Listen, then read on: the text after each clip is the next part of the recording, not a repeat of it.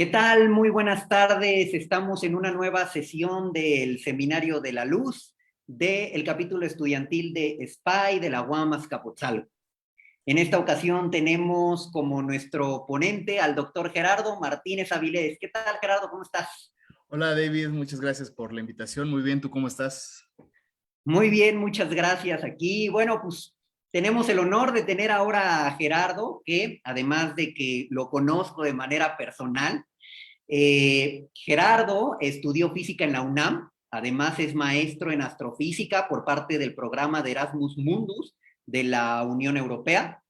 Es doctor en ciencias por la Université Côte d'Azur de Francia y él trabaja en temas de investigación, de comunicación, de divulgación sobre astronomía extragaláctica y astrobiología. Actualmente participa en el proyecto OTHER, que es un proyecto multidisciplinario para el contacto de vida extraterrestre inteligente, además de estudiar actualmente la maestría en estudios judaicos en la Universidad de Hebrea.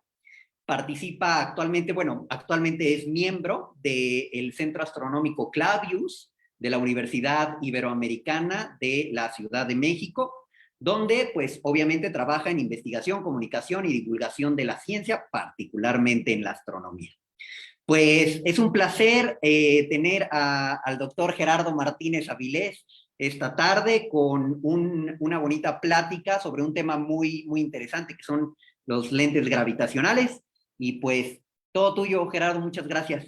Excelente, muchas gracias David por esa amable presentación y por la invitación a estar aquí en esta conferencia. Entonces déjenme compartir la pantalla. Nada más David, me avisas por favor si se ve bien, cuando se Sí, supone claro. que, se supone que ahí debe de estar y la voy a poner en diapositivas. Entonces, ¿ahí está David? Sí, se ve perfecto. Excelente, muchísimas gracias. Bueno, empezamos. No puedo ver aquí el público, pero bueno, les mando un cordial saludo desde Cuernavaca. Y bueno, les voy a hablar el día de hoy de este tema que a mí particularmente me parece muy interesante, un fenómeno natural que nos tardamos, bueno, la humanidad se tardó un par de, pues varios siglos en poder entenderlo y en poder descubrirlo y demostrarlo observacionalmente, qué son las lentes gravitacionales, y pues creo que es un excelente ejemplo de una de las curiosas maneras que tiene la luz de manifestarse en el universo y de comportarse. Entonces quisiera empezar en la charla, pues, hablando de que desde la antigüedad, desde antes de la física, pues se sabe que la luz se comporta de distintas maneras, de maneras muy peculiares. Y una que llama la atención es que la luz de repente parece desviarse, ¿no? En la presencia de, por ejemplo, un cambio de medio.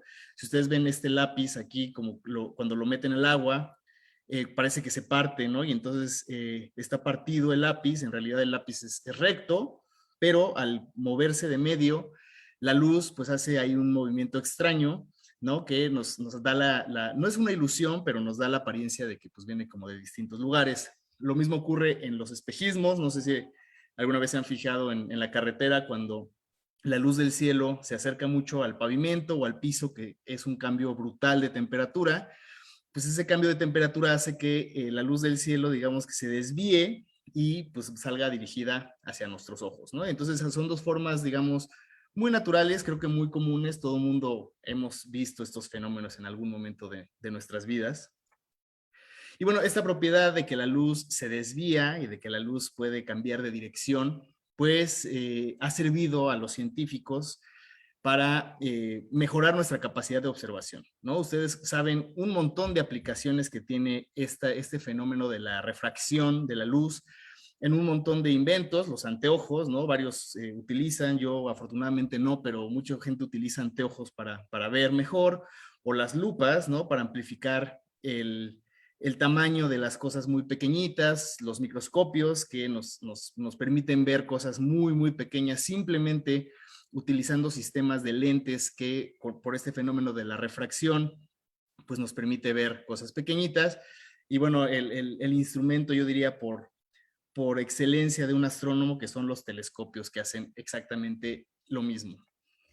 Entonces, bueno, el título de la charla es un telescopio natural, lentes gravitacionales. Entonces sería bueno ver muy someramente cómo funcionan los telescopios artificiales, ¿no? Inventados, bueno, no inventados por Galileo, pero desde que Galileo los utilizó para ver el cielo, pues son el instrumento de los astrónomos por excelencia.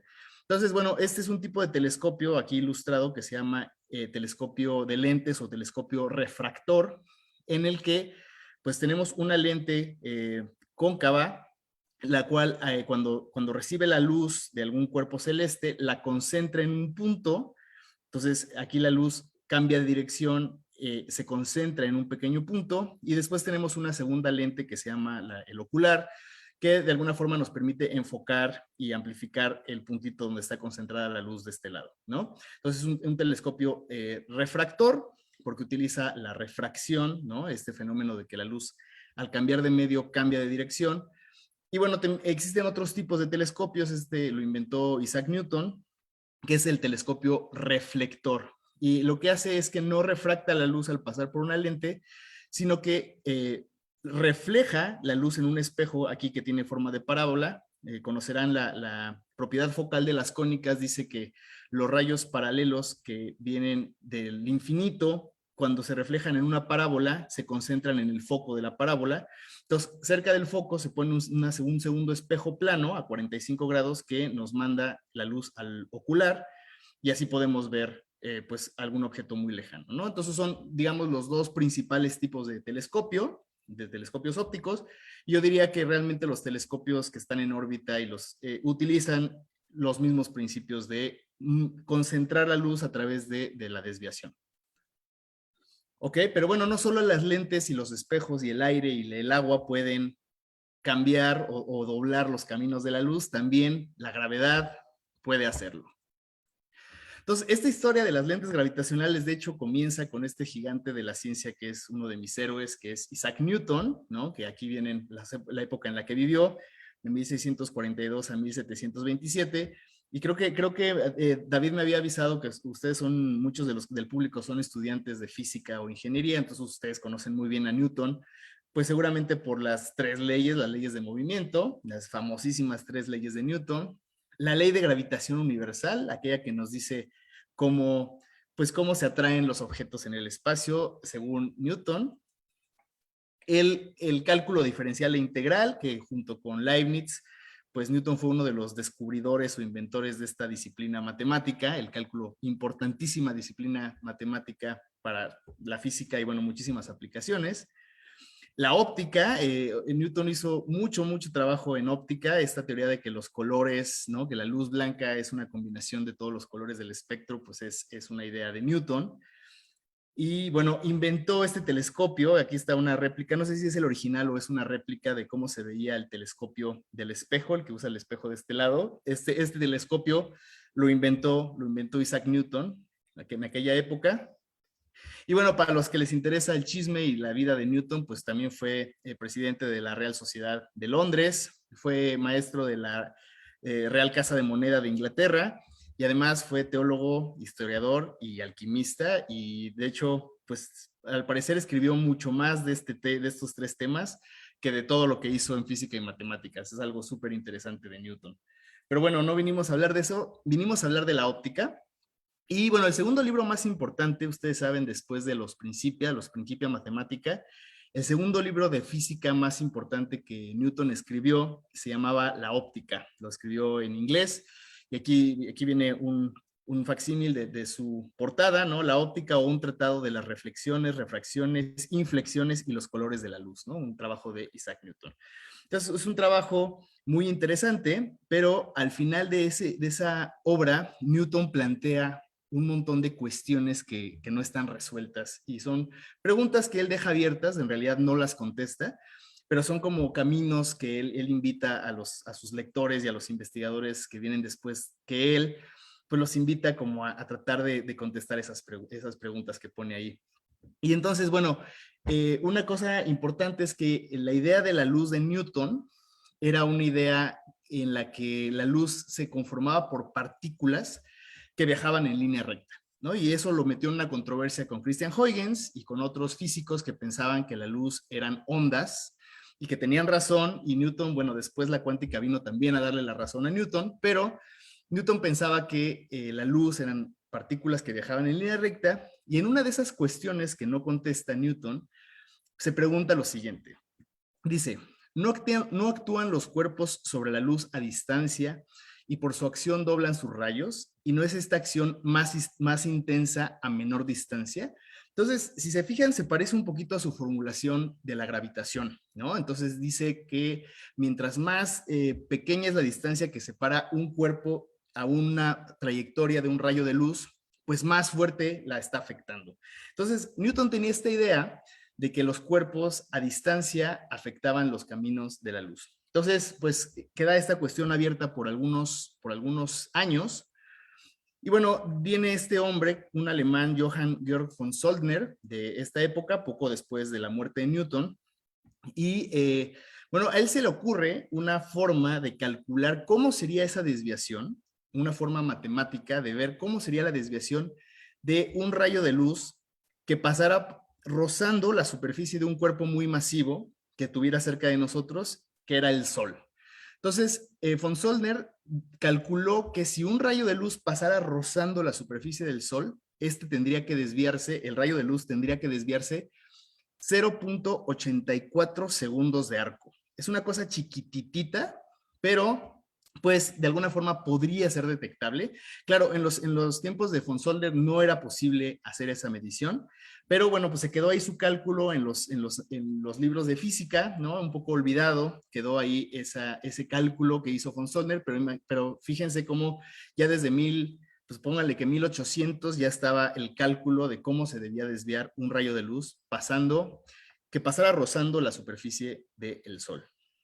Entonces, la idea es la siguiente. Imagínense, nosotros estamos aquí en la Tierra, somos los observadores. Hay una estrella que está en esta posición. Creo que sí se ve mi cursor. Espero que se vea mi cursor. Aquí está una estrella. Y en medio de la estrella... ¿Sí se ve, David? Sí, sí se ve, Yel. Perfecto, gracias. Gracias, David. Entonces, está una estrella detrás del Sol, o muy cerca del Sol, y en medio, pues por supuesto que está el Sol. Entonces, ¿qué ocurre? La estrella manda sus rayos de luz en línea recta, entonces manda una muy cerca de la superficie del Sol, y por la gravedad del Sol, este rayo se desvía, entonces nos llega a nosotros en la Tierra, y nosotros, ¿qué vemos? Nosotros vemos la línea que continúa esta línea naranja, entonces vemos una imagen falsa, una imagen proyectada de la estrella, esta es su posición real, esta es su posición aparente, y este es el ángulo que calculó von Soldner utilizando la teoría de Newton, las ideas de Newton, que se debía desviar. Acuérdense, 0.84 segundos de arco era lo que se tendría que desviar una estrella según estos cálculos. Pero la idea es esta más o menos. Y bueno, ustedes saben que la teoría de Newton, al menos la idea de gravitación de Newton y la idea de espacio y de tiempo de newtoniana, pues fueron revisadas, fueron de alguna forma actualizadas por este famosísimo físico alemán, judío alemán, Albert Einstein. Y bueno, su teoría de la relatividad general es una nueva forma de entender a la gravitación. Entonces, pues de alguna forma los cálculos que había hecho von Soldner estaban utilizando una teoría de gravitación que no era realmente la más correcta, o no sé si sea propiamente la más correcta, pero digamos la más actual. Y bueno, lo que nos dice Einstein es que la gravedad, esa fuerza a distancia que nos dijo Newton que existía entre los cuerpos con masa, pues que en realidad se debe no a una fuerza, a una atracción a distancia, sino a que los cuerpos con su masa deforman la geometría del espacio-tiempo. Entonces, de alguna forma, la aceleración y la gravedad, pues es geometría, ¿no? Entonces, aquí tenemos este famosísimo ejemplo de un cuerpo muy masivo. Esta malla bidimensional representa el espacio-tiempo, que nosotros sabemos que no es bidimensional, sino tetradimensional, contando la tercera dimensión espacial más el tiempo. Pero bueno, el chiste es que se deforma, y entonces si alguno de estos cuerpos se acerca a este cuerpo masivo, que podría ser, por ejemplo, el Sol, pues seguirían las trayectorias que les va marcando las geodésicas del espacio-tiempo deformado. Pero entonces si un rayo de luz viene viajando por el espacio y de repente cae en este pozo, digamos, gravitacional de un cuerpo masivo, pues también sentiría, ¿no?, que las líneas rectas ya no son tan rectas por ahí, y entonces se desviaría el rayo de luz. Entonces la teoría de Einstein también predice una desviación de los caminos rectos de la luz cerca de los cuerpos masivos. Entonces Einstein pues se puso a hacer los cálculos y llegó a una conclusión bien interesante. Hizo los cálculos utilizando su teoría de gravitación o su teoría de relatividad y dedujo que el rayo de luz debía desviarse 0.84 segundos de arco, en exactamente la misma cantidad que se había predicho con Newton. Lo cual es muy curioso porque pues si uno de alguna forma mejora la teoría, pues a lo mejor uno esperaría que este número cambiara y resulta que a Einstein le dio el mismo número. Esto ocurrió en 1914. Y entonces ustedes saben que en 1914 en Europa pues pasaron un chorro de cosas, entre ellas la Primera Guerra Mundial. Entonces se preguntaron, bueno, ya para 1914 es posible medir esa desviación causada por una estrella, causada por el Sol, la luz de una estrella puede desviarse por la gravedad del Sol. Y la respuesta es que sí, sí se podía ya en esa época y de hecho fue gracias a una gran coincidencia que tenemos aquí en la Tierra, que son los eclipses totales. ¿Y por qué digo una coincidencia? Porque si ustedes miden cómo se ve angularmente, cuánto mide el diámetro de la Luna visto desde la Tierra y cuánto mide el diámetro del Sol visto desde la Tierra, son exactamente iguales. Es una coincidencia, realmente no hay una razón para que así sean las cosas, pero pues tuvimos mucha suerte de nacer en este planetita que pues nos permite estudiar el universo y entonces se les ocurrió una idea muy padre, ¿no? Entonces es lo siguiente. Entonces imagínense que nosotros salimos una noche y vemos un grupo de estrellas, ¿no? Y medimos su posición. Cuando no hay nada, no hay ni luna, ni sol, ni nada, nosotros salimos y vemos las estrellas ese día y medimos sus posiciones. Ahora, cuando el Sol no está ahí, acuérdense que el Sol va cambiando su posición en el cielo, pues estas estrellas tienen una cierta posición en el cielo. Ahora, si nosotros medimos la posición de esas estrellas cuando el Sol está ahí, pues esas estrellas tendrían que moverse un poquito de acuerdo a la teoría de Newton y posteriormente de Einstein. ¿Cuál es el problema? Pues que cuando el Sol está ahí, es de día y entonces no podemos ver las estrellas. Entonces, ¿qué necesitamos? Bueno, necesitamos que haya un cuerpo, que es la luna, que nos tape la luz del sol, pero que sí nos permita ver las estrellas.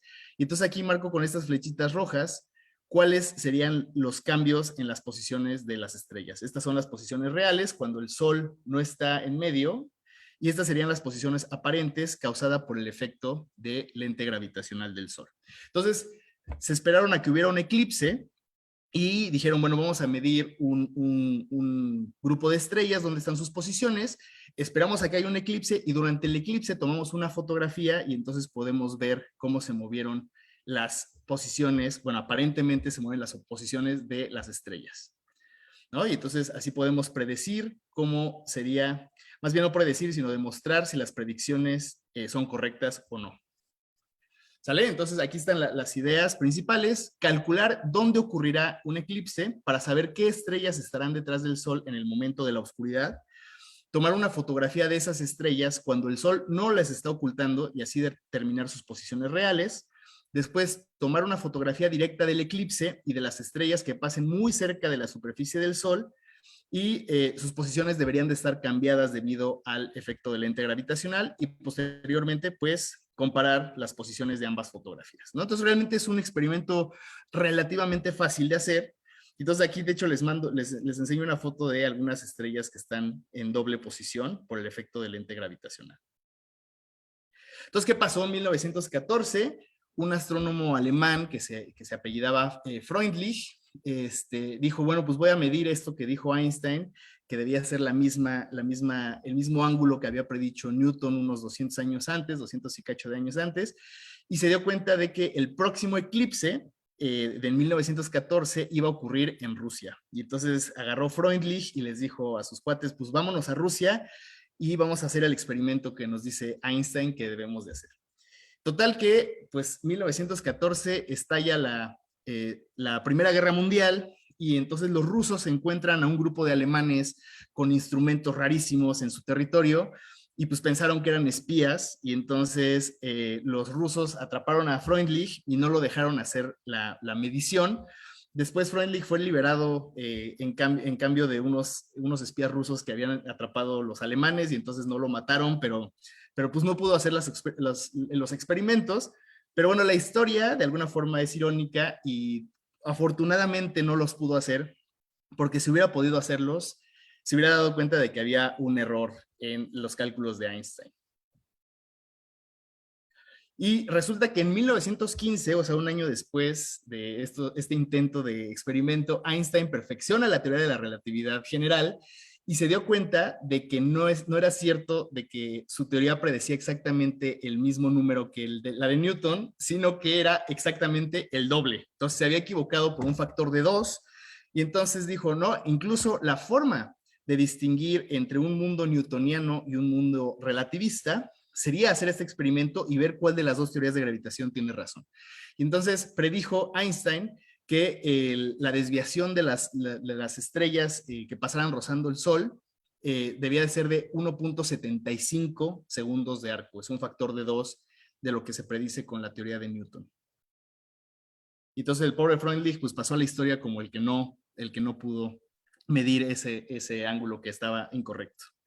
Entonces ustedes conocerán la historia, el que pudo medir esa desviación fue Arthur Eddington, que era un astrónomo británico, muy cercano a Einstein, y él se lanzó a unas islas, las Islas Príncipe, que están en África, entonces ahí va a ser el próximo eclipse, y pudo medir la desviación de la luz en 1919 y era exactamente la que decía Albert Einstein, ¿no? Entonces aquí hasta en los periódicos salió y bueno, fue el eclipse que hizo famoso a Einstein, este eclipse de 1919 que se vio en Brasil y en las islas de África.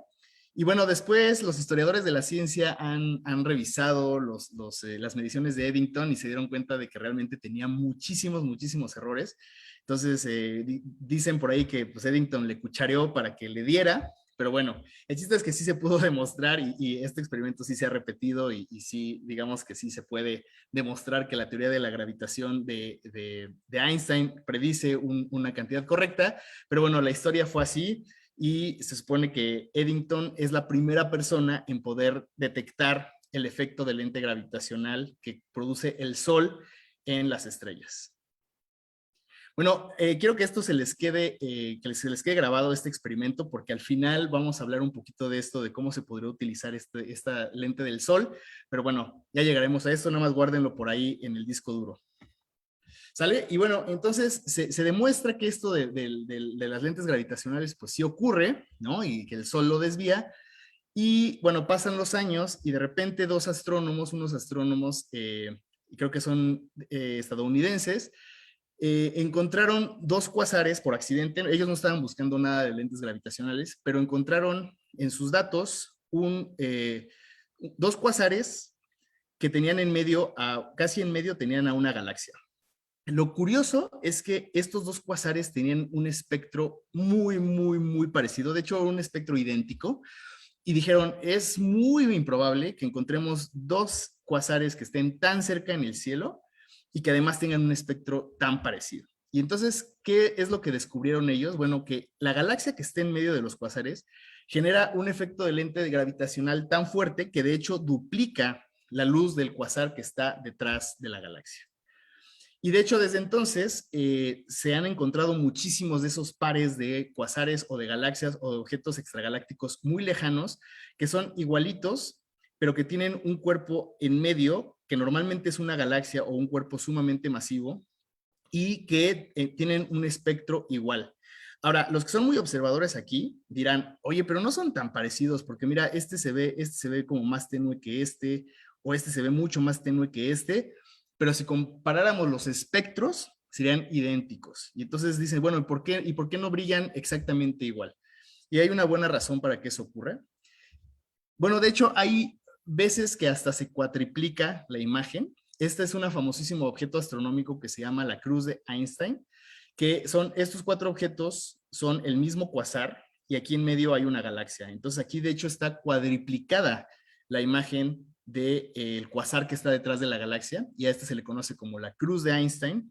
Ustedes saben que Einstein no era cristiano, pero bueno, así se le conoce a estos objetos que cuadriplican las imágenes de los cuasares. Entonces, ¿cómo funciona esta cuestión de la duplicación de los objetos por la lente gravitacional? Bueno, imagínense que nosotros estamos aquí en la Tierra, este es un telescopio que está en órbita. Aquí parece huevito estrellado, es una galaxia, un cuerpo muy, muy, muy masivo. Y detrás de la galaxia hay un cuásar. Y esta es la posición real del cuásar. Entonces, ¿qué ocurre?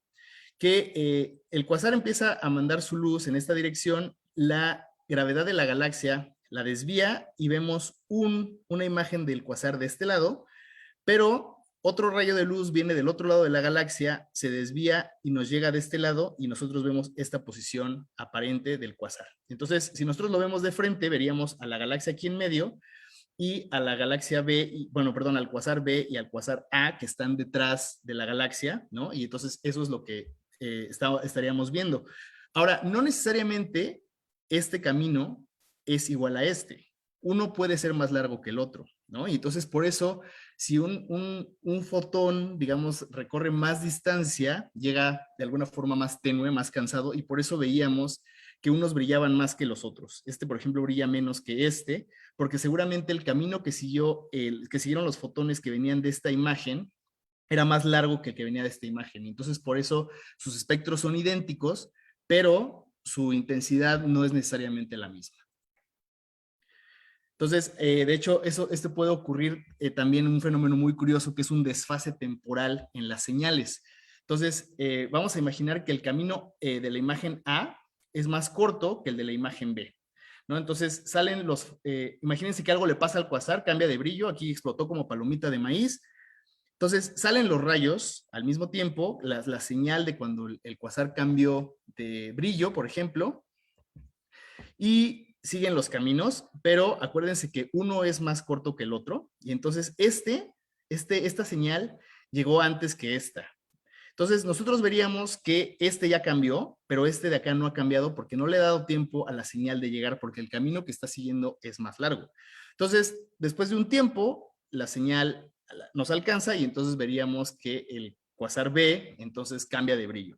Y de hecho, esto se utilizó para predecir ciertas distribuciones de materia oscura, tratando de predecir cuánto iba a tardar la imagen B en desfasarse, digamos, de la imagen A y así poder hacer mediciones de lo que estaba ocurriendo en este arreglo geométrico, ¿no? Pero es un efecto muy interesante.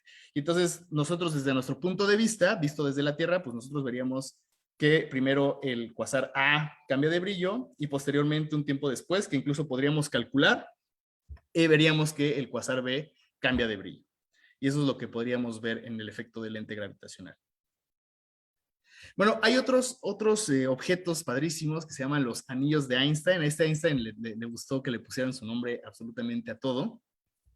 Y bueno, eso se da cuando hay una alineación muy, muy, muy precisa entre el observador, que somos nosotros aquí en la Tierra, un cuerpo que tiende a la esfericidad, que podría ser una galaxia muy redonda o a lo mejor un cúmulo de galaxias, que estuviera muy, muy, muy bien distribuido, digamos, muy, muy esférico, y que exactamente detrás estuviera una galaxia alineada. Y entonces aquí lo que estamos viendo es estas galaxias del centro, estas que son amarillitas, son varias galaxias que pertenecen a un cúmulo, y estas rayitas que vemos alrededor, es casi un anillo de Einstein, no está completo, no es perfecta la alineación, pero pues sí se alcanza a ver bastante bien. Es una galaxia, ¿no?, más azulita que está detrás de las galaxias amarillas que están en este cúmulo. Y entonces este efecto se conoce como los anillos de Einstein. Han descubierto varios, es difícil verlos completos. Este, por ejemplo, está muy, muy, muy completito, está muy, muy redondo, pero bueno, ustedes aquí ven alrededor de estas galaxias, pues varios anillos de Einstein que se forman justamente por este efecto de lente gravitacional alrededor de galaxias, pues que se interponen entre nosotros y la galaxia lejana. ¿No? Entonces aquí hay otros ejemplos. Está bastante completo. Bueno, le falta la parte de aquí arribita, pero bueno, la alineación es bastante buena y entonces vean cómo se deforma la luz de la galaxia que está detrás por la acción de la gravedad de esta que está aquí en medio. Y bueno, esta que parece como una carita feliz también son dos galaxias que seguramente pertenecen a un cúmulo y se forma el efecto de lente gravitacional alrededor de ellas. ¿No? Y entonces, pues hay un montón de entre anillos y cruces de Einstein, ¿no? Entonces, aquí les pongo otros ejemplos. Fíjense cómo siempre hay un cuerpo central, y ya sea que se multipliquen las imágenes de lo que está detrás, o que se formen los anillos alrededor de las galaxias o los cuerpos masivos. ¿No? Y entonces es exactamente el mismo principio que habíamos visto con la deformación de los caminos de la luz por el Sol, ¿no? Entonces acá están los telescopios en la Tierra, hay un objeto que es probablemente una galaxia o un objeto muy, muy masivo. Detrás hay otro, entonces envía sus rayos de luz por todos lados, están desviados por la gravedad, y cuando nosotros digamos que lo proyectamos o como lo vemos nosotros, pues lo vemos proyectado así en el cielo. Entonces este objeto rojo está aquí como embarrado alrededor de la galaxia que está en medio, y esto es lo que observamos nosotros. De hecho, hace eso de cuándo es, desde del 2020, o sea, es un artículo muy reciente que salió en Nature, en el que pudieron unos astrofísicos y unos físicos computacionales pues reconstruir cómo era la morfología de una galaxia a partir de un lente gravitacional. Y entonces la idea es la siguiente. Esta es la imagen de una lente gravitacional, un anillo de Einstein muy completito, está bastante completo. Aquí en medio hay una galaxia que, para que no nos estorbe en la imagen, la borraron, pero aquí debe haber un cuerpo muy masivo que esté generando este anillo de Einstein. Y entonces lo que hicieron fue, bueno, empezar a medir, digamos, cómo eran los cambios de brillo, etcétera, cómo era la distribución de masa aquí en medio para ver cómo era la lente, y tratar de reconstruir a partir de este anillo cómo era la morfología de la galaxia original que está detrás del cuerpo que la está deformando. Entonces, a través de algoritmos computacionales, déjenme enseñarles rapidísimo un video. Voy a compartir otra pantalla de cómo funciona esto. Denme un segundo. ¿Dónde está esto? Perdón, que según yo debe ser aquí. Ahí deben de ver un video. ¿Sí se ve, David? Sí, ya se ve. Perfecto. Entonces, imagínense que aquí en medio es una galaxia que estamos viendo con todas sus estrellas, su gas, su polvo y su materia oscura, y detrás hay un objeto que está aquí, se está moviendo hacia la galaxia, ¿no? Y entonces, claro, nosotros no vemos este movimiento, esto es una animación, pero nosotros lo que captaríamos es la imagen central. Entonces, ahorita les digo exactamente qué es lo que veríamos nosotros. Acuérdense que en el espacio las cosas se mueven, pero muy lentamente. Entonces veríamos nosotros eso de ahí, ¿no? Y la parte de en medio, y bueno, así sería como se moviera. Entonces, nosotros hacemos una suposición de cómo está distribuida la materia en esta parte de aquí de en medio, y a partir de eso podríamos saber, analizando la luz del anillo de Einstein, cómo es la galaxia que está detrás. Entonces déjenme volver a compartir esto de acá. Ok. Y entonces lo que hicieron estos cuates fue estudiar muy bien la luz del anillo de Einstein, hacer un modelo de cómo estaba distribuida la materia aquí, y a partir de algoritmos computacionales empezaron a reconstruir la galaxia. Y entonces, esta es la imagen final de cómo se debería de ver la galaxia que está detrás. Y ustedes dirán, pues ahí es como los que cuando se aparece la Virgen en el metro, que dices, pues tiene forma de lo que sea.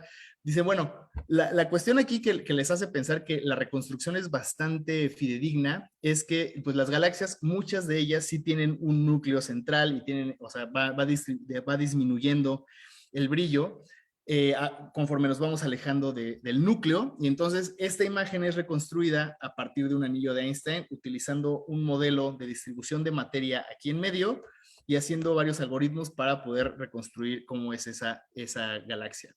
Es la primera vez que se hace esto, pero también me gustaría que lo recordaran, porque es una idea que se espera, o los astrónomos esperamos que en algún momento se pueda utilizar esta idea de reconstruir cómo es la morfología de un objeto a partir de el anillo de Einstein del cual viene, o más bien que genera cuando hay un cuerpo aquí en medio que lo deforma. ¿Sale? Bueno, esta técnica también se utiliza para de alguna forma detectar la materia oscura, ¿no? Entonces, ustedes espero que hayan escuchado hablar de esta forma exótica de materia que es la materia oscura, que se manifiesta a nivel galáctico y a nivel de cúmulos de galaxias, ¿no? Y que es de alguna forma, pues, explicar por qué las cosas se mueven tan rápido en el universo sin que pierdan estructura, ¿no? ¿Por qué las galaxias giran como giran? ¿Por qué las galaxias en los cúmulos se mueven como se mueven? Sin que se destruyan, porque si no hubiera un componente que no vemos, que es la materia oscura, y que los mantiene unidos por gravedad, pues eso debería de salir volando hecho la mocha al espacio, ¿no? Y entonces, bueno, esta es una imagen de un cúmulo de galaxias, Abel 3827, ¿no? Entonces, aquí se ven 4 galaxias, de hecho 5 galaxias, G1, G2, G3, G4 y G5 son galaxias que pertenecen a un cúmulo, a una agrupación de galaxias, pero si ustedes se fijan atrás hay una imagen así como deformadita, ¿no? Como ahí embarrado, hay una luz azul embarrada. Entonces, ¿qué es lo que hicieron? Bueno, quitaron a las galaxias que están generando la luz. Tú puedes sustraer de alguna forma la luz de las galaxias y ver qué es lo que te queda detrás. Y les quedó esto, ¿no? Entonces, vean, aquí están las posiciones de las galaxias. Ya las borraron de la imagen con Photoshop. Yo me imagino que va a decir con Photoshop. Y entonces les quedó esta imagen embarrada de una galaxia que está detrás y que está toda embarrada así por el efecto del lente gravitacional que están generando la gravedad impresionante que tienen estas galaxias que están aquí. Y entonces, ¿qué dijeron? Bueno, vamos a utilizar esto para tratar de saber cuánta materia oscura hay en este grupo de galaxias y, bueno, en los alrededores, ¿no? En toda esta región. Entonces, ¿qué es lo que hicieron? Bueno, tienen la imagen original y a partir de modelos de distribución de materia oscura, pues hicieron varias reproducciones de cuál de esas distribuciones de materia oscura reproducía mejor a la imagen que estábamos viendo acá. Entonces, ahí sí, se los dejo a su criterio, que ustedes escojan cuál de estas distribuciones, cuál de estos modelos de distribución de materia oscura, pues reproduce mejor lo que estamos viendo acá. Yo me decantaría entre el 1, el 3 y el 6, probablemente, pero bueno, pues hay varios modelos de cómo se debería de ver, pero de alguna forma el efecto del lente gravitacional pues nos permite tener una medición un poquito más precisa, más allá de la dinámica de los cúmulos, de cómo está distribuida la materia oscura aquí adentro de los cúmulos. Me parece una aplicación padrísima de los lentes gravitacionales, pues para poder entender esa componente medio exótica y misteriosa del universo. Ahora, también se pueden detectar exoplanetas a través de la técnica de lentes gravitacionales. Esa es una técnica que me gusta. Entonces, imagínense que este es un telescopio en la Tierra o en órbita, pero cerca de nosotros. Acá hay una estrellita lejana y si se fijan, aquí hay un planetita. Aquí hay un planetita que pues, está girando alrededor de esta estrella, ¿no? Y entonces, los planetas se mueven en su órbita alrededor de la estrella y nosotros aquí, cuando el planeta no está en medio de la estrella y nosotros, pues vemos que la estrella pues nos tiene cierto brillo, ¿no? Un brillo que nosotros podemos detectar.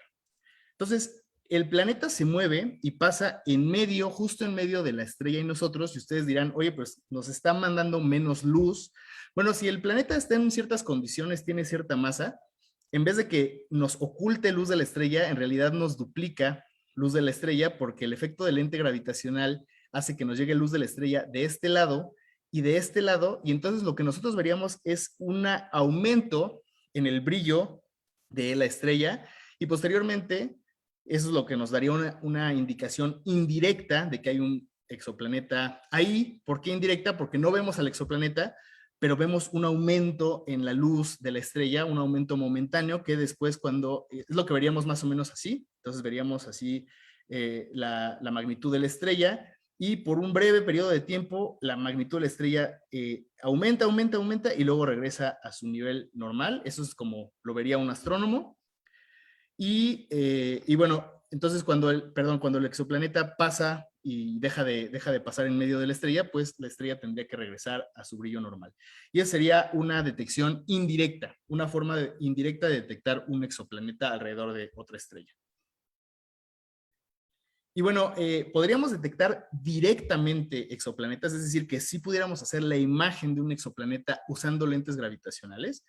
Y bueno, la respuesta es que hasta ahorita no se ha podido, y de hecho probablemente a mí no me toque verlo, pero hay una idea padrísima de cómo se podría detectar directamente la luz de un exoplaneta usando las lentes gravitacionales.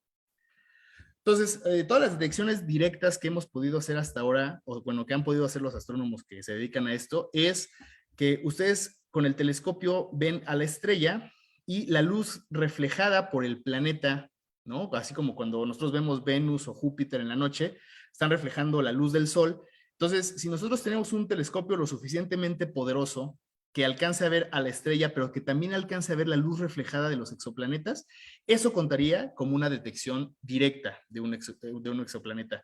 Es difícil detectarlos directamente. Casi todas las técnicas que se utilizan para detectar exoplanetas son detecciones indirectas, pero sí se pueden detectar directamente con esta técnica de ver el reflejo de la luz de la estrella en el exoplaneta, ¿no? Entonces así se verían. Este es un ejemplo de algún exoplaneta, ¿no? Entonces aquí se ve, se tapa la luz de la estrella con un coronógrafo, pero se ve lo que queda, pues es el exoplanetita que está ahí alrededor de la estrella y que está reflejando la luz de la estrella central alrededor de la cual está dando vueltas. Entonces, ¿cómo le haríamos para detectar un exoplaneta así, pero usando lentes gravitacionales y tener una reconstrucción padrísima de cómo se vería ese exoplaneta?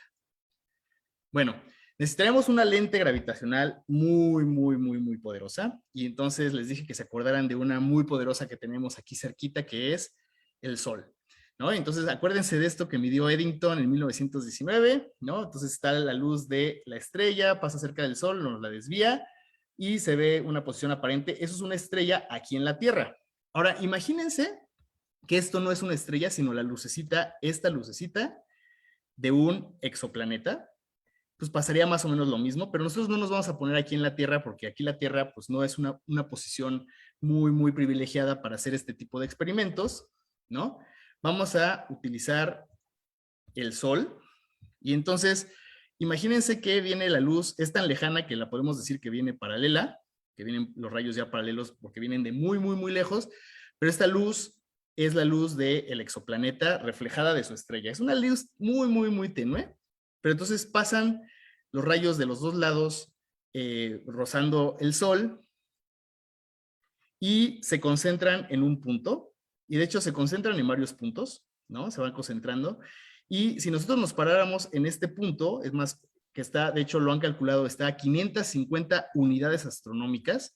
Acuérdense que una unidad astronómica es la distancia de la Tierra al Sol, la distancia media de la Tierra al Sol, que son 150 millones de kilómetros. Bueno, 550 veces esa distancia, ahí en ese punto se formaría un anillo de Einstein alrededor del Sol. Entonces, si nosotros mandamos una sonda a que estuviera en ese punto y la apuntamos hacia el Sol, pues vería esto más o menos. Acuérdense que esto que vemos aquí alrededor es la luz del exoplanetita, siendo concentrada por el Sol. Claro, el Sol pues nos deslumbraría porque aún así estaríamos cerca, 550 unidades astronómicas no es tan lejos de una estrella, y entonces utilizaríamos un coronógrafo para tapar la luz del Sol, y entonces nada, nos quedaríamos con el anillo de Einstein formado por el exoplaneta. Entonces, ¿se acuerdan de esa técnica de reconstruir la imagen de una galaxia a partir de su anillo de Einstein? Pues la idea sería exactamente la misma: analizar la luz de este anillo de Einstein alrededor del Sol y de alguna forma reconstruir un planetita. Y pues ya, para los que son muy entusiastas de la vida en otros planetas, pues a lo mejor encontramos ahí a los hermanos cósmicos. Ahora, sí es un reto tecnológico. ¿Por qué? Porque pues 550 unidades astronómicas se dice fácil, pero no está tan fácil. Por ejemplo, Plutón, que no es un planeta, pero es uno de los cuerpos más lejanos del sistema solar, está a 40 unidades astronómicas del Sol. La sonda Voyager, que se lanzó en el 77, se encuentra más o menos a 149 unidades astronómicas. Entonces, ni la Voyager ha llegado a la tercera parte de lo que le falta para llegar al punto en el que se tendría que parar, y además no fue lanzada con esa misión. Pero bueno, si la Voyager de alguna forma, cuando llegue a estas 550 unidades astronómicas, volteara a ver el Sol, y detrás del Sol, en esa posición del Voyager, hubiera un exoplaneta, hubiera un cuerpo luminoso, pues vería un anillo de Einstein alrededor del Sol generado por ese cuerpo que está ahí detrás. Entonces, pues la verdad es que no hay una misión que yo sepa que se esté lanzando con ese objetivo, pero pues ya saben que a lo mejor en 10 años inventan una nave que viaja bien rápido y se les ocurre a los astrónomos mandar a sus telescopios aquí a esta distancia y entonces andar viendo anillos de Einstein alrededor del Sol utilizando la lente gravitacional. La verdad es que está padrísimo esta idea, a los que se les ocurrió son unos genios, está muy padre, pero bueno, pues estamos aquí un poquito todavía en el terreno de la ficción o de la ciencia que todavía no existe. Entonces, se calcula que pues a lo mejor si mandáramos una nave el día de mañana, llegaría en unos 30 años al foco de la lente gravitacional, entonces no es tantísimo tiempo, 30 años, pero les recuerdo que no hay todavía una misión que tenga ese objetivo. Y bueno, ya para cerrar, creo que como voy de tiempo, pues ahí la llevo, ya me queda bien poquito, pero ya estoy terminando. Es algo muy padre que me gusta, que es que esto de las lentes gravitacionales pues ya llegó a la pantalla grande. Y entonces yo espero que muchos de ustedes o todos hayan visto esta película que a mí en lo personal me gusta, que se llama Interstellar, de Christopher Nolan. Y bueno, yo la fui a ver hace unos años, es de qué, de 2000, por aquí de decir 2014, ¿no? Yo ya la fui a ver hace algunos años y todo muy padre. Digo, está medio locochona, ¿no? Pero bueno, el chiste es que hay un agujero negro en esa película, que hasta tiene nombre, porque es tan grande que le pusieron el nombre de un gigante de la literatura que es Gargantúa. Entonces, este agujero negro se llama Gargantúa y pues tiene ahí un planetita muy cerca. Y pues yo vi a Gargantúa y dije, bueno, está padrísimo, ¿no? Porque esta parte la entendí perfectamente. Dije, esto pues obviamente es el disco de acreción que, bueno, se piensa que alrededor de muchos agujeros negros hay un disco, como los anillos de Saturno, hagan de cuenta, de gas y de polvo, que está girando alrededor del agujero negro y se llaman discos de acreción. Y dije, bueno, perfecto. Y el brillo del disco lo entiendo perfectamente porque, pues sí, la temperatura van tan rápido el gas y el polvo aquí girando alrededor del agujero negro que la temperatura los prende y entonces empiezan a emitir en luz visible, lo entiendo perfecto. Pero la verdad es que sí confieso, yo ya era yo físico en aquel entonces, yo no entendía por qué el agujero negro tenía por arriba y por abajo estas partes. Yo eso sí no lo entendí. Dije, no, ¿por qué veo esta parte y esta parte? Debe haber una razón. Entonces me puse a investigar. Y bueno, resulta que el director de la película, Christopher Nolan, contrató, bueno, le habló a este peloncito de aquí que se llama Kip Thorne, espero que hayan escuchado de él, ganó el Premio Nobel de Física en 2017, pero por ondas gravitacionales, no por lentes gravitacionales. Pero bueno, es un expertazo en gravitación. Y Christopher Nolan le habló, le dijo, oye, Kip Thorne, pues necesito que me hagas el paro y me ayudes a, pues un montón, que me asesores, para hacer la película, porque yo quiero que pues, la película quede muy padre en términos científicos.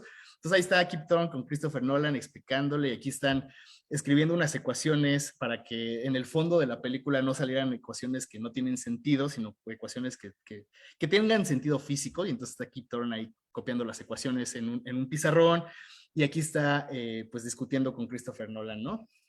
Entonces el chiste es que le dijo, bueno, a ver, si quieres hacer un agujero negro realista en la película, pues tiene que ocurrir un efecto padrísimo que es una lente gravitacional.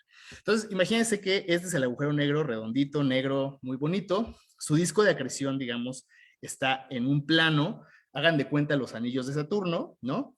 ¿Y qué pasa? Bueno, de este lado, y bueno, la cámara está de este lado. Entonces, nosotros vemos por aquí. Y entonces, pues la luz de acá, padrísimo, viaja y aquí vemos esta parte del anillo. Esta parte de aquí sería la parte frontal, ¿no? Pero la parte de atrás, pues sale un rayo de luz por aquí y por la enorme gravedad del agujero negro, pues hace un efecto de lente gravitacional y entonces nos manda la luz de este lado y lo mismo un fotón que salga de este lado, pues es desviado por la gravedad del agujero negro y entonces nos llega luz de este lado, pero también de aquí y de acá. Entonces nosotros veríamos algo más o menos así.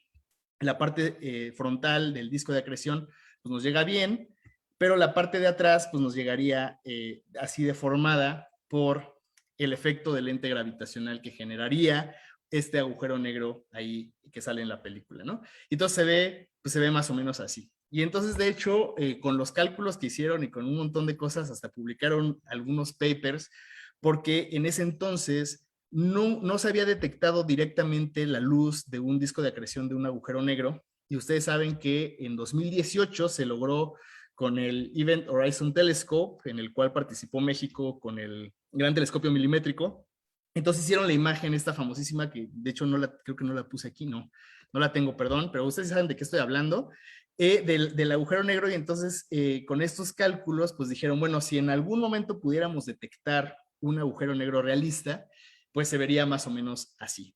Y entonces, de hecho, esta imagen es tan icónica que ya la vamos a encontrar en un montón de lugares. Ya los agujeros negros no se ven, bueno, el agujero negro en sí no se ve, pero ya no los pintan como cosas negras ahí, sino con su lente gravitacional alrededor, que es parte importante de la naturaleza de los agujeros negros. Y bueno, si les gusta esto, sí me gusta recomendar este libro, me lo prestó un amigo y sí se lo regresé, pero bueno, ya no lo tengo, pero se llama The Science of Interstellar, escrito por Kip Thorne precisamente y con un prólogo de Christopher Nolan. Entonces se habla de un montón de las cosas que sí son científicas y otras que pues no tanto en la película de Interstellar. Y pues con eso me gustaría terminar mi presentación. Creo que vamos bien de tiempo y nos queda un ratito para cotorrear y preguntas, comentarios, etcétera. Muchas gracias. Hombre, Gerardo, pues muchísimas gracias. La verdad fue una plática muy, muy, muy interesante, muy didáctica, muy entretenida, como siempre. Eh, Está padrísimo lo de las lentes gravitacionales, la verdad, y toda la historia que hay detrás y todas las aplicaciones que tiene. A mí ahorita se me ocurren algunas otras que podemos platicar ahorita. Vale. Aquí en el chat, digamos, del Facebook, tenemos una preguntita. Vale. Me parece que está muy interesante, de Roy Lara. A ver, Vale. dice, ¿en qué afectaría la dispersión de Rayleigh a las mediciones que se realizan con telescopios convencionales y no convencionales, dado que la luz al final del trayecto hizo un recorrido por el espacio-tiempo, ¿no? O sea, luz de estrella a instrumento de medición? Ok. ¿Puedes comentar algo de eso? ¿En qué afectaría la dispersión de Rayleigh? Híjole, la verdad no lo sé. Creo que en cuestiones del tema de la lente gravitacional, no, yo no he escuchado jamás de que se hable de eso, ¿no? Y en cuestiones de astronomía observacional, pues lo que pasa es que la luz de las estrellas es tenue, de alguna forma es luz muy, muy, muy, muy tenue, ¿no? Entonces, la dispersión que sí se ve es cuando ocurre que pasa la luz a través de ciertos medios, ¿no? O sea, que digamos que te llega luz de una estrella que está dentro de la galaxia, pero que pasa a través del polvo y del gas que está dentro de la galaxia. Entonces hay un efecto muy, muy conocido en astronomía que se llama el reddening, que es el enrojecimiento, ¿no? Entonces sí puedes ver un montón de este tipo de efectos. Ya en términos extragalácticos, pues es lo mismo, pero con luz más tenue, ¿no? Y entonces, en términos de lentes gravitacionales, la verdad es que no conozco de este tema, entonces se podría ponerme a inventar, pero pues si no, luego lo investigamos y le escribo a Rul o qué vamos a cosa, a Roy. Roy Roy Lara. Lara. Entonces, no sabría contestar más allá de eso, de ese tipo de dispersiones que hay en luz que llega a los instrumentos después de haber viajado por un montón de espacio y de haber atravesado como algunos medios, ¿no? Polvo, gas principalmente. Excelente. ¿Alguien del público que quiera hacer una pregunta? ¿Alguien de los que nos estén observando en vivo dentro de la transmisión de Facebook que quisiera poner alguna pregunta en el chat? Con gusto aquí, si seguimos un ratito más, pues si aparece, pues le damos lectura y la tratamos de resolver. Y alguien de aquí de la transmisión, si quiere preguntar algo, adelante. Si no, a mí me gustaría... pues sí, comentar un poco. A mí este tema particularmente de las lentes gravitacionales me interesa mucho porque, tú sabes, yo trabajo en cosas de geometría con electromagnetismo y justo lo que tratamos de hacer es exactamente el mismo principio que hacen las lentes gravitacionales, ¿no? La luz se desvía por efectos gravitacionales, o sea, modifica la geometría del espacio-tiempo y pues tienes diferentes trayectorias, ¿no? ¿Qué pasa si ese efecto gravitacional se lo achacas no a una masa, sino a propiedades electromagnéticas de un medio, ¿no? Entonces piensas que un medio es el espacio-tiempo. Ajá. Sus propiedades electromagnéticas generan una geometría particular, no heredada por la gravedad, sino por su electromagnetismo. Y pues te pones a hacer los calculitos de cómo deberían de ser esas geodésicas y por dónde se tendría que mover la luz. Y entonces empiezas a hacer electromagnetismo en medio, ¿no? En medios. A nosotros, bueno, no sé, desde la facultad nos han vendido la idea de que el electromagnetismo es la teoría física mejor entendida, ¿no? Sí, sí, sí. Por el hombre, lo cual yo dudo mucho, pero nadie nos dice que realmente es en el vacío. Cuando tú le metes medios, nadie sabe absolutamente nada. Claro. Eh, Sobre todo de teoría, o sea, cosas experimentales y algunas otras cosas, pues sí se sabe, ¿no? Pero así Sí, sí, como sí. teoría muy elemental, hay muchos huecos, Claro. ¿no? Medios anisotrópicos o que no son homogéneos o así. Su índice de refracción todavía es una broncota, ¿no? Exacto. Encontrar. Entonces, estaría muy interesante poder aplicar a, por ejemplo, nunca había pensado lo de los discos de Einstein, ¿no? Ajá. Es un tema interesante, no sé, eso tal vez podría tener alguna aplicación como en estos temas de invisibilidad Pues justamente, o sea, el problema, digamos, de las lentes gravitacionales, yo creo, David, y que es que a diferencia del electromagnetismo, o sea, la gravedad es una, bueno, si la pensamos como fuerza, ¿no? Si la seguimos pensando como una fuerza, es muy débil comparada con las otras, ¿no? Las otras que son más fuertes, que aplican a niveles nucleares, pues son de alcance finito, son de alcance limitado, ¿no? Entonces esas son muy fuertes, pero pues duran muy poquito tiempo, o sea, tienen un rango muy pequeño, entonces no pintan, digamos, en la vida, ¿no? Y luego está el electromagnetismo, que es bastante fuerte, pero que tiene la propiedad de que viene en dos presentaciones, ¿no? Hay una carga positiva y negativa, al menos en la electricidad. Entonces, como que de alguna forma es de alcance infinito, pero como que se anula porque hay una cierta, pues hay una neutricidad, ¿no? Y en cambio la gravedad es muy, muy, muy débil, pero hasta ahorita no tenemos una idea muy clara de qué sería como la antigravedad, ¿no? O una gravedad negativa. Entonces viene en una sola presentación y es de alcance infinito y es acumulativa. Entonces, el problema de las lentes gravitacionales, yo creo que experimentalmente, es que medir gravedad a niveles pequeños es bien difícil, ¿no? Y entonces necesitas cosas del tamaño de galaxias y del tamaño de estrellas y del tamaño de cúmulos de galaxias, pues para poder ver estos fenómenos de los anillos de Einstein y cosas así.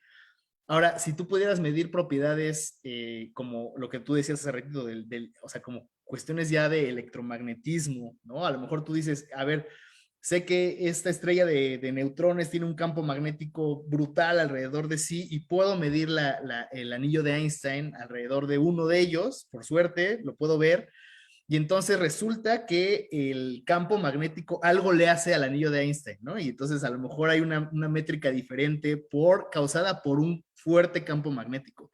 La verdad es que te digo, no, tampoco sé de eso, o sea, yo diría que por más que ya van, digamos, ya van para 100 años de la primera medición, un poquito más de 100 años de la primera medición de lentes gravitacionales, y ahorita se usan mucho, pero yo creo que todavía es un campo que está como creciendo mucho, ¿no? Y entonces pueden salir al ratito con combinaciones de otras cosas, ¿no? Y entonces empezar a hacer mediciones o buscar ciertos fenómenos que no se han podido entender o explicar.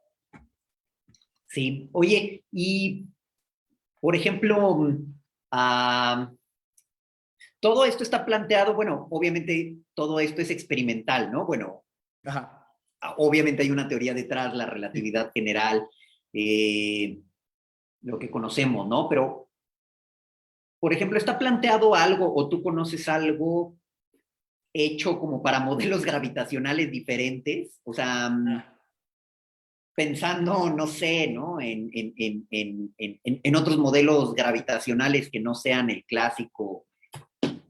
El clásico relativista. Mira, sí, las leyes gravitacionales son una especie de árbitro en una discusión que hay en física bastante, pues bueno, en astrofísica más que, no sé, bastante acalorada, que es la cuestión de la materia oscura, ¿no? Porque al final la materia oscura es un elemento que está ahí, pero que funciona exactamente como dicen las ecuaciones de Einstein. O sea, si tiene una cierta masa, y eso genera una cierta métrica, ¿no? Y entonces, pero tú estás tratándolo como masa, realmente no hay una diferencia gravitacionalmente, no hay una diferencia fundamental entre materia oscura y materia bariónica, nada más que es un montón y es invisible, ¿no? Ese es el problema. Está y no está, ¿no? Está y no está, ¿no? Y entonces salió ya haber sido como por los 80s, a lo mejor has escuchado de esto, de las teorías MOND, Modified Newtonian Dynamics, ¿no? ¿Cómo se llama este cuate? Pegram, no me acuerdo cómo se llama el autor de esta teoría. Y bueno, ha sido bastante controversial porque él lo que dice es, no, a ver, toda la materia que hay es la que vemos, pero lo que hay que modificar son las ecuaciones que describen cómo se mueve la materia. Entonces hay un factor ahí de aceleración mínima y bueno, hay unas cuestiones bien, bien interesantes en las MOND. Y ha hecho varias predicciones bastante buenas, sobre todo en rotación de galaxias y cosas así. Le ha atinado bastante bien este Milgram. Pero una de las pruebas que no ha podido superar es la de las lentes gravitacionales, ¿no? Porque dice, o sea, él dice, yo de materia visible veo tantas galaxias, veo tanto en el cúmulo, y entonces con la gravedad modificada y con las teorías MOND debería de generar este efecto de lente gravitacional y resulta que todavía le falta un montón para poderlo reproducir. Ahora, ¿cuál es el problema con la materia oscura? Que siempre, o sea, siempre es la que te falta, ¿no? O sea, es así como que no es que la puedas medir, es así de que, no, pues métele más porque no da y entonces ya cuando te da dices, esa es la que hay, ¿no? Y entonces es como un parámetro libre ahí que con Es el el que juegas completador, mucho. ¿no? Exacto. Entonces, lo que ha hecho Migram, yo he tratado de estar un poco al tanto de sus avances y es tratar de explicar las lentes gravitacionales con MOND. Entonces, él está tratando de acomodar las ecuaciones de tal manera que la pura gravedad modificada sea la que explique el efecto de lente gravitacional sin recurrir a la materia oscura. Y entonces, no ha sido posible que yo sepa, pero es una idea muy interesante, ¿no? Que tú puedas obtener esa deformación de las que vimos en los ejemplos, pero a través de modificar las ecuaciones, ¿no? Y entonces creo que es uno de los ejemplos estos de tratar de ver otras teorías no tan convencionales de gravedad y de dinámica. Ya, súper interesante. ¿Alguna otra duda? Por aquí hay otro comentario de Roy Lara, nos mandó una liga como para explicar Okay. algunas cosas electromagnéticas, si quieres después la vemos para comentarlo. Pues está súper interesante, la verdad es que a mí me cuesta trabajo pensar como en el algoritmo matemático para reconstruir a partir de los anillos de Einstein la distribución real, ¿no? O bueno, ajá, del objeto que está atrás, ¿no? Exacto. Eso está súper interesante. Es que eso yo creo que tendría unas aplicaciones en la óptica muy tremendas, ¿no? O Es sea, que es justo una idea, o sea, sí, como, haz de cuenta que yo lo que te enseño, ¿no? Así ahorita te voy a enseñar una imagen de una lupa. Entonces, tú no ves así como la sala que está acá atrás, ves todo a través de una lupa, ¿no? Y entonces empiezas a decir, bueno, a ver, ¿cómo tiene que ser la lupa? ¿No? O sea, ¿por qué tan gruesa tiene que ser? ¿Y cómo tiene que ser su curvatura? ¿Y cómo tiene que ser lo de atrás? O sea, hay muchas suposiciones detrás de esta reconstrucción. Ojalá fuera una cosa así como de una receta, ¿no? Pero sí están suponiendo ciertas simetrías en ambos objetos, ¿no? Tanto en la lente gravitacional como en el objeto que está detrás. Tú sabes, o sea, como que tú dices, bueno, las galaxias normalmente tienen estos núcleos más brillantes, entonces tiene como una distribución de brillo más o menos así. Puedo medir diferencias de brillo en la lente, puedo ver ciertas cosas de la galaxia central que me dice que si hay una cierta asimetría sería como para este lado, pero te digo, al final, gran parte de lo que está generando la deformación es materia oscura que no puedes observar. Y entonces, de alguna forma tienes que asumir una distribución de materia oscura, ¿no? Tienes que asumirla. De hecho, me gusta este ejemplo que enseñé en el que pues ellos, a partir de varios modelos de materia oscura, tratan de reproducir lo que hay detrás, ¿no? O bueno, más bien la forma esta, la imagen está deformada. Y entonces, la idea esta de, por ejemplo, reconstruir la imagen de un exoplaneta usando al Sol como lente gravitacional, ¿no? Y usando estos algoritmos de convolución, ¿no? Es una idea, digo, está padrísimo, pero yo creo que es difícil, o sea, es difícil realmente como poderlo reconstruir. Incluso mucho de lo que se ha criticado de la imagen esta del agujero negro que se reconstruyó hace poco, es que son imágenes que se obtienen a través de interferómetros, ¿no? En los que tú asumes ciertas cosas. Tú estás asumiendo que parte de lo que el interferómetro no ve tiene que ser así. Entonces también ahí le estamos metiendo mucha teoría a lo que es la imagen, ¿no? No es una fotografía, definitivamente no. Son reconstrucciones que, como bien dices, David, pues hay muchísima teoría detrás, ¿no? Y entonces como que poder decir, no, sí, la sacamos a través de la deformación, hasta ahorita la verdad es que pues va como pues va en camino, ¿no? Pero no podemos decir así como a ciencia cierta que es perfecta la reconstrucción de la galaxia o del planeta o de lo que sea. Claro. Oye, y por ejemplo, ahorita me surge la idea, pensando un poco, si más bien asumes como parte de la geometría, digamos, del espacio-tiempo, cosa que también puede ser muy polémico, ¿no podrías usar como la onda de las lentes gravitacionales como para tratar de reconstruir más bien la distribución de la materia oscura? Sí, Como que o digas, sea, bueno, a ver, más bien el problema inverso, ¿no? No asumir que la materia oscura ya tiene una distribución dada, ajá, sino hacer el problema inverso, decir, bueno, la geometría vamos a mantenerla a fija y ahora vamos a mantenerla. ver cómo acomodamos estos cuates. Mira, déjame enseñarte rapidísimo. Es que lo cerré aquí, pero ahorita te lo enseño rapidísimo. Porque justo es lo que han tratado de hacer, ¿no? Han tratado de reconstruir modelos de materia oscura. Aquí está. Entonces, nada, déjame encontrar la diapositiva, que es con esta técnica. Espérame, ahí está. A ver, entonces déjame compartir pantalla. Sí, esta técnica, digamos, ahí se supone que se tiene Sí, que ver sí, bien. ahí vemos. Ajá. Esta técnica es la que se utiliza, ¿no? Entonces tú sí ves, aquí, esta imagen es astronómica, esta imagen Sí. es una foto que tomaron de un grupo de 5 galaxias, ¿no? Estas 5. Ahora, las borras de la imagen, las quitas y te quedas con lo que está atrás, que es esta parte, que es lo que se ve acá atrás. Entonces, ahí tú dices, bueno, la materia que sí puedo medir y que sí conozco es la de las 5 galaxias que están aquí. Todo lo demás debe ser materia oscura, ¿no? Y entonces ahí lo que hacen es justamente decir, bueno, ok, sin asumir un modelo de materia oscura, sino proponer varios modelos de materia oscura, entonces, ¿cuál de ellos es el que mejor me da la distribución, ¿no? Y entonces aquí, pues ya te digo, ya es como cosa de que tú veas, yo digo que es el 1, el 3 o el 6, ¿no? Los mejores modelos, pero ahí justamente lo que están tratando de hacer es no asumir cómo es la distribución, sino tratar de deducirla.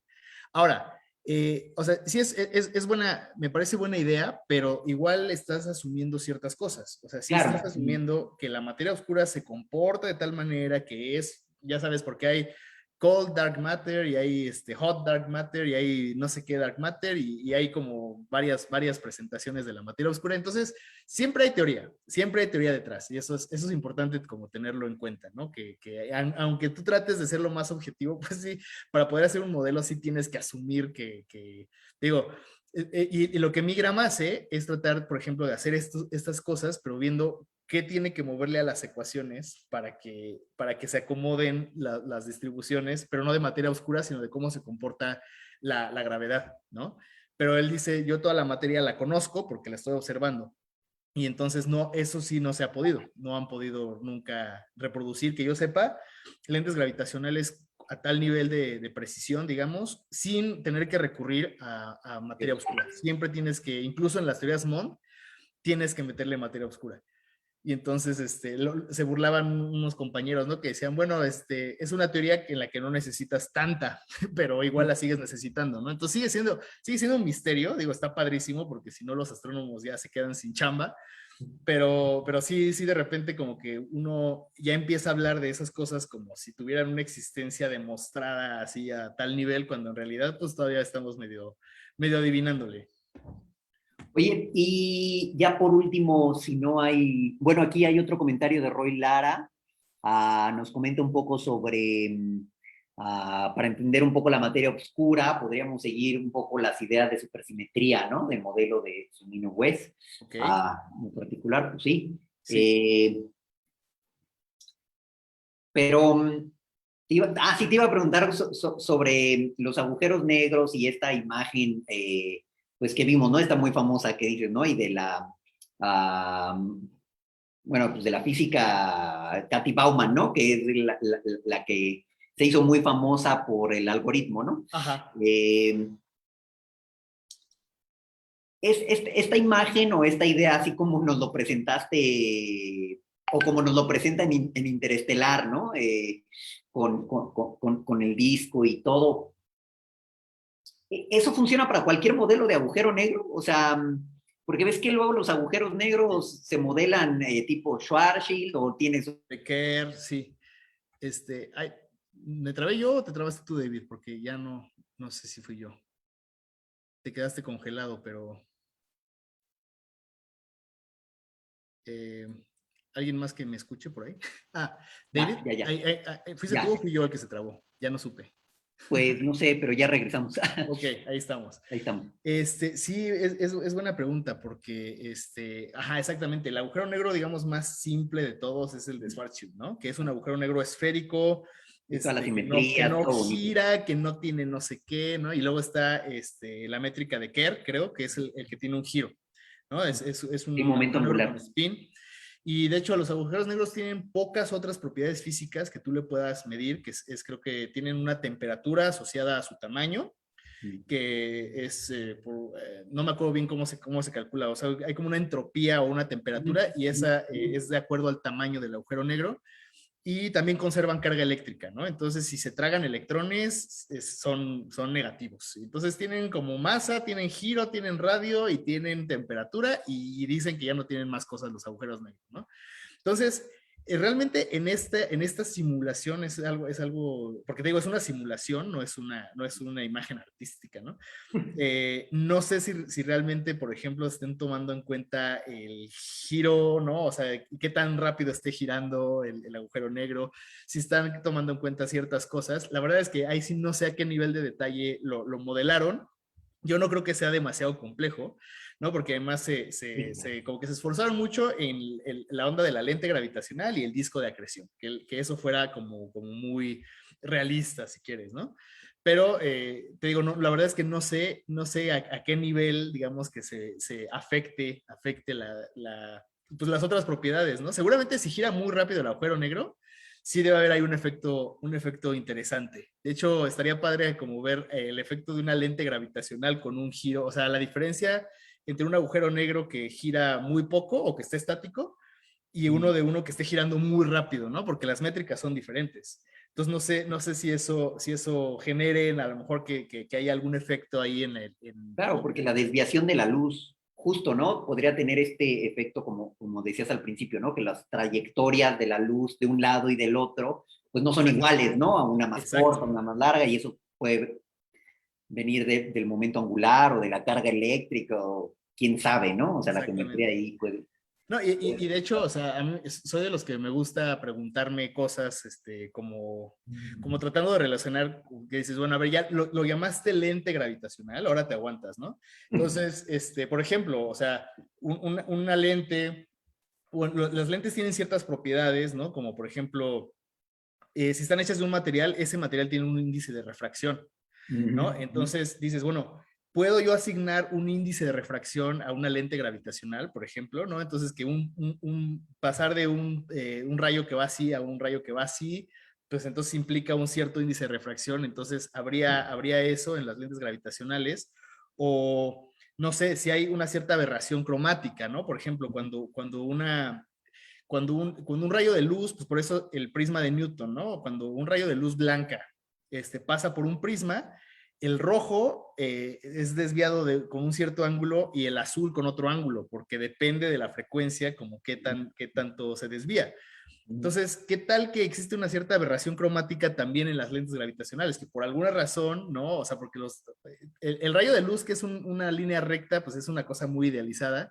En realidad son varias ondas, ¿no? Que vienen ahí revueltas. Y entonces, ¿qué tal que resulta que los azules se desvían por un angulito más que los rojos por alguna razón. No sé, ¿no? O sea, pero explorar ese tipo de cosas que muy probablemente hay mucha teoría detrás de esta gente que es clavada de las lentes, ¿no?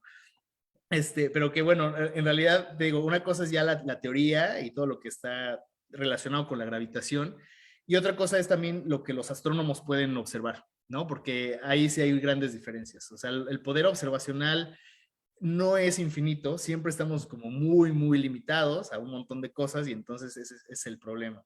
Pero lo que es muy padre, perdón, David, es ver que el efecto de lentes gravitacionales, cuando tú ves imágenes de radiogalaxias o cosas así, también ves que ocurren en otras frecuencias, ¿no? Entonces puedes tener anillos de Einstein en rayos X si quieres, ¿no? Y lo que tú quieras, si la fuente de atrás emite en cierta frecuencia, pues tú lo ves así. Ahí sí se ve. Entonces, es muy padre porque pues, sí se ve en un montón de, pues en todo el espectro prácticamente, ¿no? O sea, Sí, el infrarrojo, lo que tú quieras. justo esto que dices del índice de refracción y de la lente gravitacional se une perfectamente con lo que te decía del electromagnetismo. Exacto. Es como unir esta parte de la geometría con las propiedades electromagnéticas, ¿no? El índice de refracción pues, es una propiedad electromagnética de la permitividad y la permeabilidad del medio.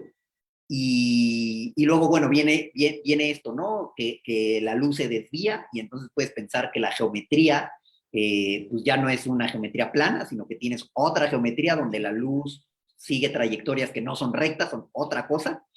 Y entonces, bueno, le asignas al índice de refracción o a las propiedades electromagnéticas una componente geométrica, ¿no? Y entonces ahí viene un poco este link, ¿no? Que yo creo, pues es un área de oportunidad muy grande porque la gente que hace cosas de geometría, por lo general, aplicada a ciencia, pues, bueno, a física, geometría aplicada a física particularmente, pues hace gravitación, Sí, hace astronomía, hace cosmología, tal vez, pero no hace sí, electromagnetismo en medios, ¿no? Y al exacto. revés, ¿no? La gente que hace medios, que hace materiales, que hace electromagnetismo, pues todo es muy, pues, vectorial Sí, y hecho muy como, pues eso, de manera con matemáticas como muy clásicas, ¿no? Esa gente no se mete mucho en la geometría diferencial, en las exacto. métricas, en geodésicas, Sí. pero ahí hay un link, o sea, ahí hay un match que se puede explotar de manera muy interesante, parece, ¿no? Sí, definitivamente, porque justo, o sea, lo que yo veo aquí en el tema es que, pues, bueno, al final la luz es electromagnetismo, ¿no? Es una onda electromagnética y tiene una relación con la gravedad ahí como curiosa, ¿no? Entonces, o Mm. sea, por ejemplo, si tú ves el cálculo que se hace para calcular de manera clásica los lentes gravitacionales, la que hizo von Sollner un poco después de que Newton muere, tiene unas reglas, o sea, nunca te dicen la luz, o sea, no hablas de la luz como una onda electromagnética, solo tienes un par de reglas para hacer ese cálculo. Dices, bueno, a ver, digamos que vamos a pensar no en una fuerza, porque pues el fotón no tiene masa, y eso ni se sabía en ese entonces, pero dicen, bueno, vamos a pensar en términos de aceleración. Entonces, como, imagínate la segunda ley de Newton, m masa por aceleración, igual a la fuerza de gravitación, ¿no? G, m1, m2 entre r cuadrado. Entonces, lo que vamos a hacer es pasar la m chiquita dividiendo para el otro lado, pero es m0. Entonces ahí hice trampa, ¿no? Voy a Sí, dividir claro. 0 entre 0, pero tú no te preocupes por eso. Entonces ya me queda la pura aceleración. Me queda aceleración igual a gm1 entre r. El radio es el del Sol, la masa es la del Sol, gravitación universal. Ahora, la aceleración no se vale porque es luz, no se vale que la luz salga ni más rápida ni más lenta. Entonces, la aceleración simplemente la calculo en términos de cambio de dirección del vector. El vector tiene que salir a la misma velocidad, pero en otra dirección. Y toda la aceleración se va en eso. Y la tercera es que es instantánea, o sea, solo aplica, la aceleración aplica en el momento, en el del, digamos, ¿cómo se llama? El mínimo, el cross section, como la mínima. Sí, la sección eficaz. Exactamente, solo aplica en la sección eficaz. Entonces es una aceleración instantánea que solo se traduce. Y ya con esas tres suposiciones, es una integral facilísima para obtener el cambio de dirección, ¿no? Pero nunca hablan o sea, de qué se está moviendo. O sea, al final tú eres el que interpreta que es un fotón o lo que tú quieras, ¿no? Que es un rayo de luz. Los Pero, cuantos, ¿no? sí, Newtonianos, los pero cuantos entonces de luz. no sé, o sea, porque al final la luz, por ejemplo, eso es un fenómeno que sí se ve, que es cuando la luz interactúa con la gravedad, hay un cierto corrimiento al rojo, ¿no? O sea, si yo disparo un fotón para arriba, va a salir más rojito porque va perdiendo energía por el campo gravitacional, ¿no? Entonces, a lo mejor tienes un cambio de frecuencia también, tienes un cambio de frecuencia, además de un cambio de dirección, ¿no? Cosas así, o sea, que te digo que al final esto es son cálculos muy geométricos en los que tampoco creas que hay como una física que se esté metiendo con el electromagnetismo. O sea, estamos hablando de pura gravitación y de trayectorias, pero no tanto de qué le pasa al fotón, ¿no? O qué siente el fotón o qué. Entonces, eso es muy interesante porque al final, pues habría que meterse, ¿no? Con las propiedades electromagnéticas del fotón y ver qué es lo que está sintiendo al viajar en estas métricas curvas, etcétera. Entonces, me parece, como tú dices, un tema que se podría explotar muchísimo. No sé qué tan fácil sea, ¿no? Yo no soy experto en eso, pero yo me imagino que pues, ponemos a estudiar a alguien y lo saca. Ándale, ya tienes ahí para alumnos que quieran hacer maestría o doctorado ahí con Ándale, Gerardo. ándale, pues ahí hay que se Este, apunten en los... ya saben qué hacer. Oye, antes de terminar, nos salió otra pregunta aquí en el chat. José Fernando Mandeur Díaz nos dice que si tú sabes qué implicaría un hoyo negro errante dentro de su galaxia. Un hoyo negro errante, o ¿Has sea, escuchado ese término? O... pues no necesariamente, o sea, lo que pasa es que se habla de planetas errantes cuando son planetas que como que no pertenecen a una estrella. Entonces son planetitas que andan por ahí flotando en la galaxia, pero que no están necesariamente girando alrededor de una estrella, ¿no? Entonces, no sé si un agujero negro errante sea como un agujero negro que ande ahí como orbitando solito alrededor de la galaxia. Pues bueno, que yo sepa, sí debe haber muchos de esos. Pero Que, en general un hoyo negro orbita algo, no. pues bueno, o sea, si está dentro de la galaxia, orbita el centro de la galaxia igual que Ah, todo claro, lo claro, demás, claro. ¿no? Okay. Y luego, o sea, esos son los que se formarían a partir de estrellas que mueren, que serían de tamaño estelar, y debe haber varios, sí debe haber, de hecho se han observado indirectamente de esos. ¿Por qué? Porque tienen algo ahí dándole vueltas muy, muy cerca, a lo mejor una estrella o lo que sea. Entonces, esos hay. Y los otros que se ven son los supermasivos, que son los que están en los centros de las galaxias, ¿no? Y se ven igual indirectamente, apenas están haciendo las imágenes directas con esta técnica de interferometría, pero antes se sabía de su existencia porque así se explicaban las galaxias de núcleo activo, ¿no? Las que tienen estos jets así enormes. Los jets se explican a partir de un agujero negro supermasivo que está ahí. Y esos están en los centros de las galaxias, entonces no es que orbiten nada, sino que todo los orbita a ellos, ¿no? Entonces, son los dos que hasta ahora se sabe, bueno, que se piensa que hay, y hasta hace poco, por una detección de ondas gravitacionales, se calculó que había un agujero negro de tamaño intermedio, o sea, que no era ni estelar ni supermasivo, sino que había como ahí algo en medio, y lo que es difícil explicar es cuál fue su progenitor, o sea, cómo se forman esos agujeros negros de tamaño intermedio, ¿no? Como que no se sabe muy bien.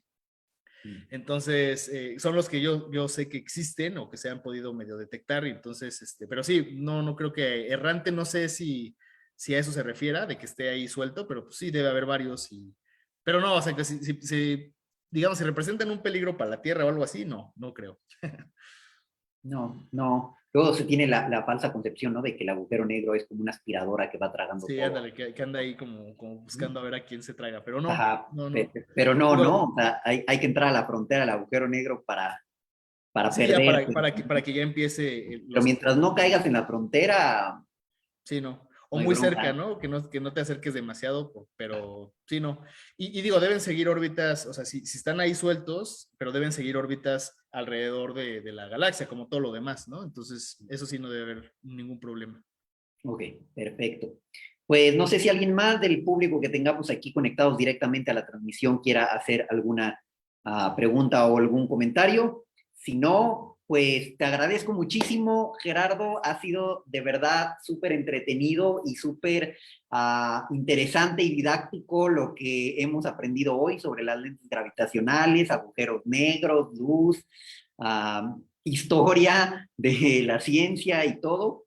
La verdad es que Hemos pasado un muy, muy buen rato. A todos los que nos están siguiendo en la transmisión en vivo, les agradezco por estar conectados en el Facebook de el capítulo estudiantil de SPY de la UAM Azcapotzalco. Los que no estén en vivo, pues pueden verlo ahí en la página del Facebook y no se olviden de que el siguiente mes seguiremos con nuestro seminario, el último miércoles del mes, y pues los vemos hasta el siguiente mes. Muchas gracias y no olviden en seguirnos en todas nuestras redes sociales, capítulo estudiantil, SPY, UAM, Azcapotzalco. Muchas gracias y nos vemos en un mes. Hasta luego, David. Muchas gracias.